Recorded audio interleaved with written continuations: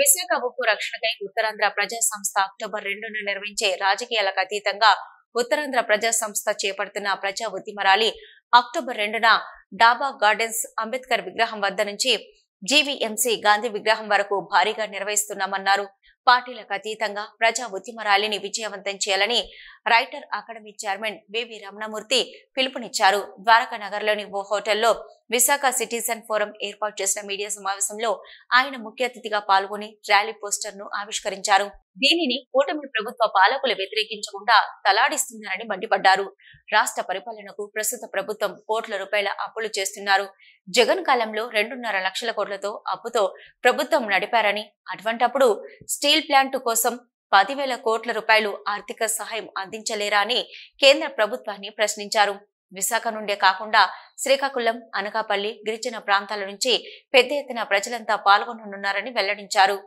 ఎందుకంటే Visakhapatnam steel plant ని ఒక క్రమ పద్ధతిలో ప్రైవేటీకరణ దిశగా కేంద్ర ప్రభుత్వం తీసుకెళ్తోంది.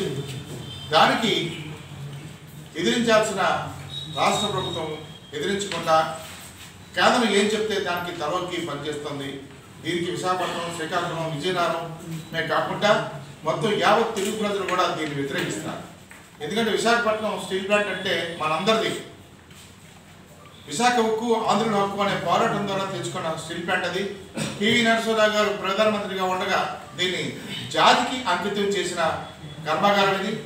ఒక జాతికి ఒకసారి అంకితం చేసిన కర్మాగారాన్ని ప్రైవేట్ వాళ్ళ చేతుల్లో పెట్టాలనే దుర్మార్గపు ఆలోచనని తిప్పుకొట్టడం కోసం ఈవేళ ఉత్తరాంధ్ర ప్రజలందరూ కూడా సమైక్యంగా దీన్ని ఎదుర్కోవడానికి సిద్ధంగా ఉన్నారు. 2వ తారీఖు మనకి ఇక్కడ ఉదయం 9 గంటలకి డాబా గార్డెన్స్ ఉన్న అంబేద్కర్ విగ్రహం దగ్గర నుంచి జీవీఎంసీ ఎదురుగా ఉన్న గాంధీ బొమ్మ వరకు దీన్ని ప్రదర్శన, ఒక ర్యాలీని, పెద్ద ఎత్తున ఒక ర్యాలీని, ఇది ప్రజా ర్యాలీ. ఇది ఏ పార్టీలకు కానీ ఏ స్టీల్ ప్లాంట్ యూనియన్లకు కానీ సంబంధించింది కాదు. ప్రజలే స్వచ్ఛందంగా వచ్చి ఈ ర్యాలీని నిర్వహించాలని నిర్ణయించారు. దీంట్లో భాగంగా వాళ్ళ భూమునిచ్చి స్టీల్ ప్లాంట్ని నిర్మించడానికి అవకాశం కల్పించారు. ఈవేళ భూములు ఇచ్చిన వాళ్ళు ఎవరికి కూడా ఉద్యోగాలు లేవు. నిర్వాసితుల్లాగా ఉన్నారు. ఇంకా ఘోరమైన పరిస్థితి ఏంటంటే నిర్వాసితులు ఇప్పటికీ కూడా చాలా మంది స్టీల్ ప్లాంట్ ఆఫీసర్ ఇళ్లలో పాచి పని చేసుకుంటూ బతుకుతున్నారు. ఈవేళ ప్రభుత్వ మిగిలిన భూములన్నీ కూడా తిరిగి ఇవ్వాలి. దీనికి ఏకైక డిమాండ్ ఏంటంటే మనందరిది స్టీల్ ప్లాంట్ ప్రైవేటీకరణ తక్షణం నిలిపివేయాలి. స్టీల్ ప్లాంట్ రన్ చేయడానికి వీలుగా 10,000 కోట్ల రూపాయలు కేంద్రం ఆర్థిక సహాయం అందివ్వాలి. ఎందుకు అందివ్వలేదండి? ఈవేళ ఈ స్కీమ్కి ఆ స్కీమ్కి అని చెప్పి ప్రపంచ బ్యాంకు నుంచి, అన్ని బ్యాంకుల నుంచి కూడా లక్షలాది కోట్ల రూపాయలు అప్పులు చేసి ప్రభుత్వాలు నడిపిస్తున్నారు. జగన్మోహన్ రెడ్డి కాలంలో 2.5 లక్షల కోట్ల రూపాయలు అప్పులు తీసుకొచ్చారు.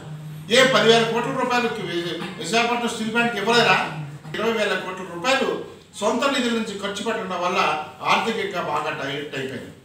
మీకు చిన్న ఉదాహరణ చెప్తాను. మానస్ ఫర్నేస్ తెరవడం వల్ల ఇవాళ నష్టాలు ఊళ్ళోకి తప్ప ప్రొడక్షన్ లేకపోతే ఇంకో కారణం లేకుండా చేసింది. చాలా 2,500 మందిని బీఆర్ఎస్ ఇచ్చేస్తానంటుంది, 500 మందిని ఛత్తీస్గఢ్ ట్రాన్స్ఫర్ చేసేస్తానంటుంది. అంటే ఈ ప్లాంట్ని ఏ విధంగా ఎన్ని విధాలుగా గొంతులని పేకిని చనిపోయారు అనుకుంటుందో. అంటే ఈవేళ కనుక ప్రైవేటైజేషన్ అయిపోతే రిజర్వేషన్స్ ఉండవు, ఉద్యోగాలు ఉండవు. దీన్ని భూములు అమ్ముకొని దాన్ని సంపాదించడానికి చేస్తారు. కానీ ఫ్యాక్టరీ అనేకమైనటువంటి దానికి యాన్సిలరీ ఇండస్ట్రీస్ చాలా ఉంటాయి. ఆ యాన్సిలరీ ఇండస్ట్రీస్లో ఎంప్లాయ్మెంట్ మనకు చాలా ఉంటుంది. అలాగనే అత్యధికమైనటువంటి ఆర్థిక లావాదేవీలు జరగడం వలన అనేకమైనటువంటి స్టీల్ ప్లాంట్ పరిసర ప్రాంతాలన్నీ కూడా ఒక నగరంగా మారుతాయి.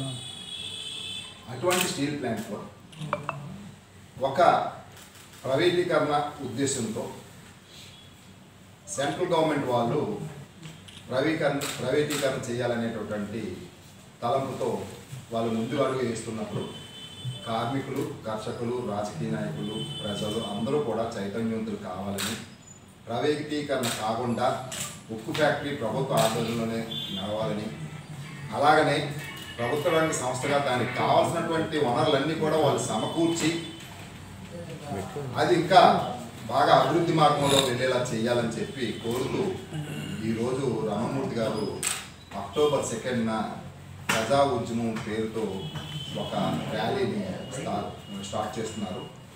అక్టోబర్ 2న మనకి అంబేద్కర్ విగ్రహం నుంచి మున్సిపల్ కార్పొరేషన్కి ఎదురుగా ఉన్నటువంటి గాంధీ విగ్రహం వరకు ర్యాలీగా వెళ్ళి ప్రజల తాలూకా మనోభావాన్ని రాజకీయ నాయకులకు సెంట్రల్ గవర్నమెంట్కి తెలియజేసి ఈ ఉక్కు పరిరక్షణ సమితికి మద్దతు పలకాలనే ఉద్దేశంతో ఇది ప్రారంభించారు.